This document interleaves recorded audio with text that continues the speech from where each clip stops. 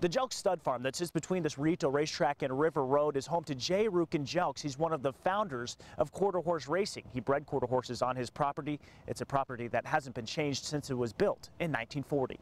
When Jelks built the home, quarter horse racing or sprinting horses was just something he did for fun until he built the Rito racetrack in his backyard. At the time when they started breeding the thoroughbreds to the cow ponies and started getting these super fast horses that would cover the short distances, the judges couldn't decide who had won. And so the photo finish, which is now something used at every track in the world, was created here.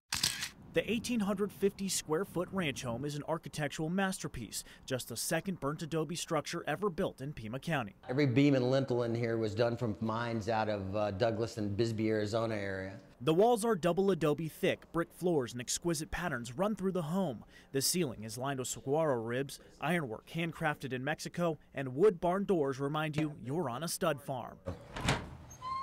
The horses had it good too, a beautiful barn with murals by famous artist Tex Wheeler. The same sort of attention to detail that they had in the main house, they put in the stables. When the Jelks family was here, this was a beautiful garden, a place where family and friends would gather, laugh, and just talk about the day's events. But the feature, of course, always at the Jelks home are the horses who would pop their heads through and greet whoever was sitting outside in the garden.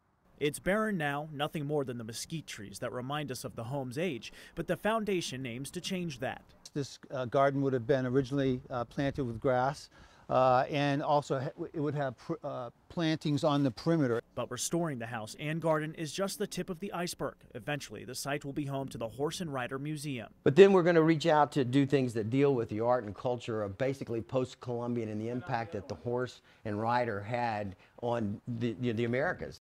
The foundation is already setting up events for the next racing season. They plan to have an outdoor seating area that overlooks the track for pre-race events. I'm Ryan Herr, News 4, Tucson.